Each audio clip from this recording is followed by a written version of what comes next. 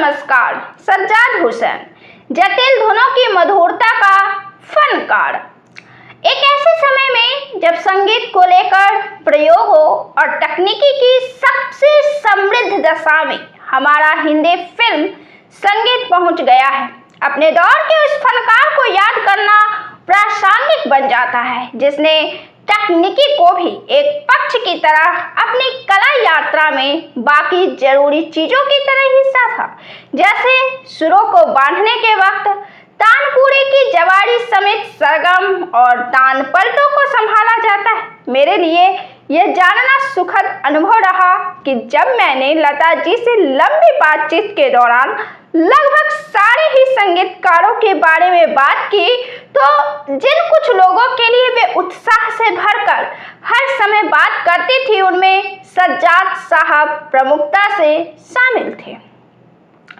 अरबी शैली के संगीत के टुकड़ों से अपनी धुनें सजाने में माहिर सज्जाद हुसैन ने ऐसे ढेरों प्रयोग मौलिक तरह से इजाद किए थे। ठीक उसी समय हिंदुस्तानी शास्त्रीय संगीत के व्याकरण से चुनकर राग रागिनियों के स्वरों का इस्तेमाल भी उनका पसंदीदा काम रहा।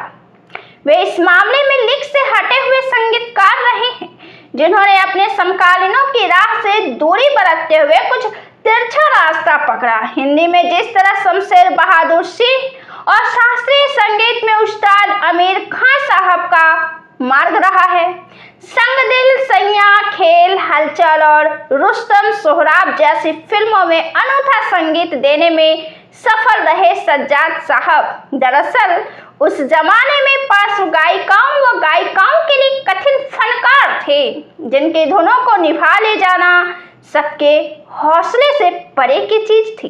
उनकी दुरूह संगीत शब्दावली को समझना हर एक के बस की बात नहीं थी।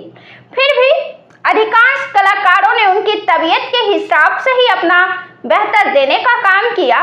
स्वयं लता मंगेशकर जी ने मुझसे बताया था, जो लता सुर गाथा में दर्ज है, मैं सज्जाद साहब की संगदिल के गीतों को अपने कैरियर में एक बड़ी उपलब्धि के रूप में देखती हूँ। मैं इतना ही कह सकती हूँ कि ऐसा म्यूजिक जो सज्जाद हुसैन बनाते थे और किसी ने बनाया ही नहीं है।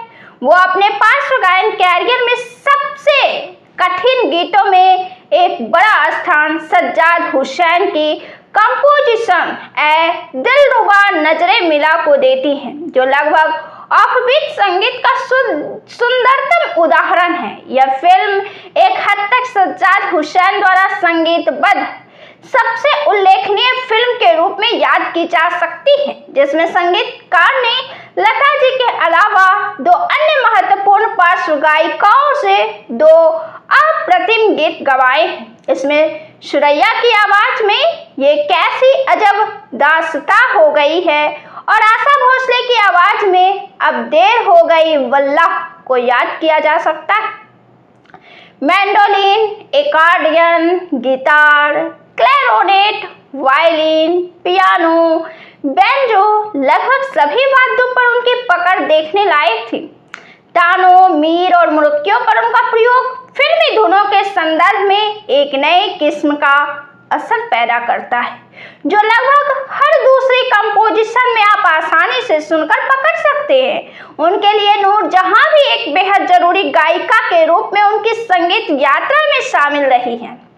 साल 1944 में आई दोस्त फिल्म में उनका और नूर जहां का साथ कमाल का रंग लिए हुए था।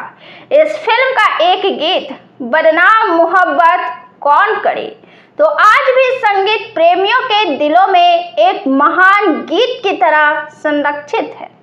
सज्जाद साहब के गर्म और अक्खर स्वभाव के कई किस्से चर्चित रहे हैं, जो कहीं न कहीं से उनके संगीत के प्रति दीवानगी का सबब ही रखते हैं। एक किस्सा तो ये बहुत मशहूर रहा कि वे नूर जहां और लता मंगेशकर के अलावा किसी और को गाने लायक मानते ही न थे। यह अलग बात है कि उन्होंने कई गायक गायिकाओं से अपनी संगीतबद्ध फिल्मों में कुछ बेहद सुंदर गीत गवाए। संगदिल से ही लता जी के गाए हुए इस गीत के मुखड़े को आप सभी से शेयर करते हुए सज्जाद साहब को दूर बादलों के पार हम संगीत रसिकों का सलाम पहुँचे। वो तो चले गए ए दिल, याद से उनकी प्यार कर।